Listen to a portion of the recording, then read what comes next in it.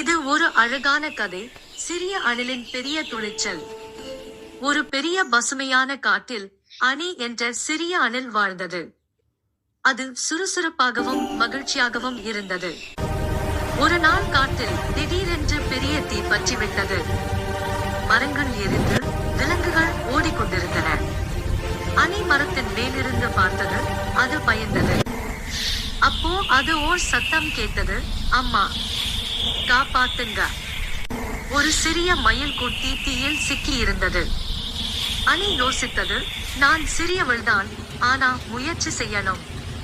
அணி தன்னுடைய வாலை தண்ணீரில் நனைத்து தீ அணைக்க ஆரம்பித்தது. மீண்டும் மீண்டும் ஓடி வந்து தண்ணீர் தெளித்தது. சிறிது நேரத்தில் தீ குறைந்தது. மயில் குட்டி காப்பாற்றப்பட்டது. எல்லா விலங்குகளும் அணியை பாராட்டின.